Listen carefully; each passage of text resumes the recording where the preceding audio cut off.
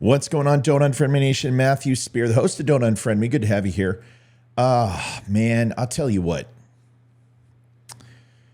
When we first started this channel, it didn't start out to be a focus on negativity or really hitting political opponents. It honestly was just something to address family members, godparents in particular, who we cared about very, very much and still do till this day, and absolutely adore their family. And although those feelings may not be reciprocated, we certainly feel that way about them. And it doesn't matter what's happened. It doesn't matter what time has passed. It doesn't matter necessarily what was said. But it did create and really become the inspiration for the show. And it was something so simple. My wife just wanted to vote for Donald Trump and change her Facebook page, the header, but I was working for a Fortune 500 at the time, Fortune 15 actually, and she was afraid that it may impact, since some of the people at work followed my wife, that it would set them off politically for supporting Trump. And I was like, go ahead, do it. And then a comment was made about Barron Trump and how Donald Trump should inject bleach into him and Melania to clean COVID, and then Barron could be raised by somebody who is actually worthwhile. Horrible stuff. I mean, just evil. And my wife just said, I expect more from you. And then they defriended her and blocked me and everything else. So we made a post and it went viral. And I decided to create Don't Unfriend Me. And the rest is history. But if you look at the logo in particular, it's up in the corner there. There. 3 years. And it's transposed. Whatever. Cameras. It's a lot of people go, well, this is a Democrat show. Well, why? Well, because it's a donkey on the logo. No, it's a donkey and an elephant. They're like, well, elephant's an ass. Well, so's a donkey.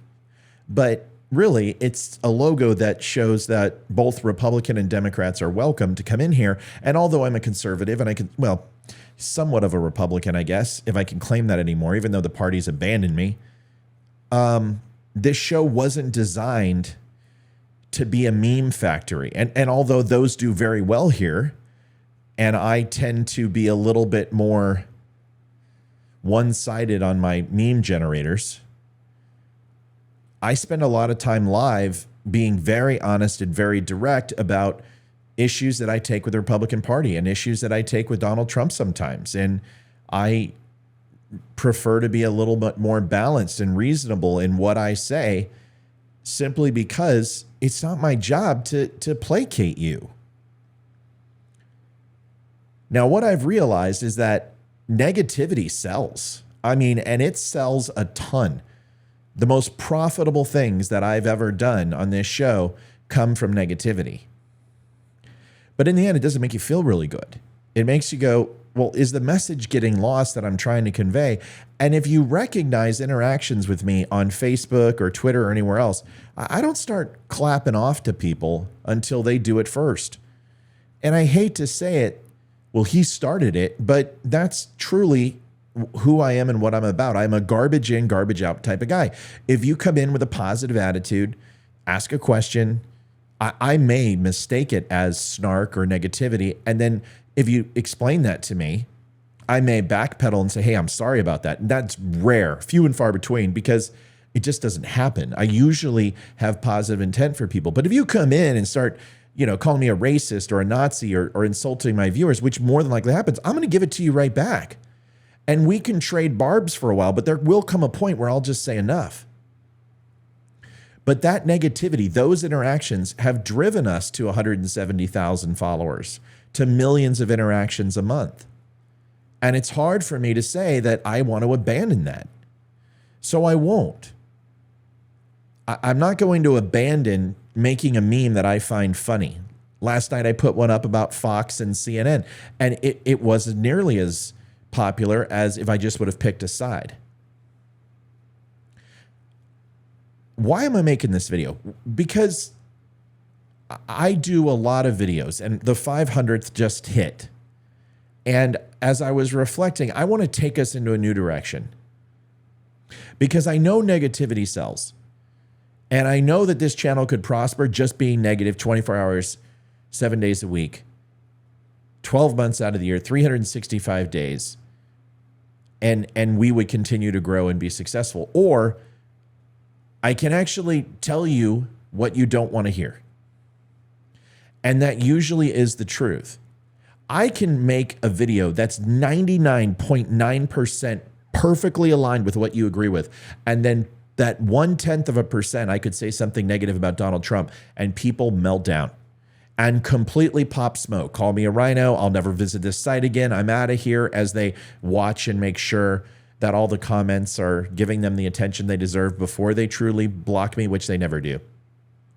Or I could promise you this, that you're going to get a consistent message here from this show. It's going to be not based in Republican or Democrat ideology. It's not going to be principles based in conservatism or liberalism. It's not going to be anything of that. It's going to be that when you have a left and a right, there is a middle. And I'm going to try to bring you, along with the hosts, a show that has the perspective from the right, a perspective from the left, and then what the truth is. And if we can't identify the truth, we're not going to make it up.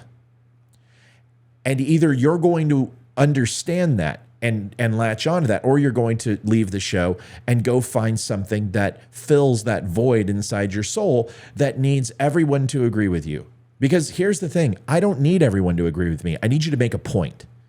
You coming on and saying, this sucks, that's not a point. You're going to get it right back. You coming on and saying, this isn't fair, Joe Biden's innocent, Donald Trump needs to be in jail, when we're not talking about Donald Trump, or vice versa, you're going to hear it. What I want people to do is make an argument based in fact. Leave the emotion at the door. Leave the ad hominem attacks at the door. If you want to throw in a clown emoji once in a while, or you want to do a thumbs down, or you want to make a GIF that shows somebody who can hardly put two sentences together and has spaghetti through a straw, fine. But the moment that you start throwing words around like racist and Trump-tard or libtard or snowflake or homophobic slurs or things against white people, you're going to go away. And the reason why you're going to go away is because that isn't the way I'm going to build this site. And I can't tell you how many times I have people using racial slurs from the Republican side and using slurs on the left, and I block them. I try to get to all of them. I can't get to all of them. And it's literally like trying to empty the ocean with a bucket. So what I wanted to talk to you about is that. We're going to try to start doing that tonight. And when we bring up a topic, I'm going to try to give you both sides of the aisle. And I'm going to tell you the good, the bad, and the ugly, and in the in-between. And you may disagree. But I promise you, if you only listen to one source of news, if you only read one article, if you only fact check the things that really help your story or argument, then you're doing yourself a disservice. This is what Don't Unfriend Me is. This is what we've always been about. This is our nature. And I just wanted you to know that that is where we will continue to go in the future. Thanks for listening, folks. Tonight, we will have a live show, Olivia and I, on Friday night. It is Red Friday. Remember, everyone deployed. Veterans are important to us. I will go out with a veteran message, as I always do. Thanks for watching the Don't Unfriend Me show. Stop by thedumshow.com. Pick yourself up a cool shirt, a hat, or something like that. We would appreciate it.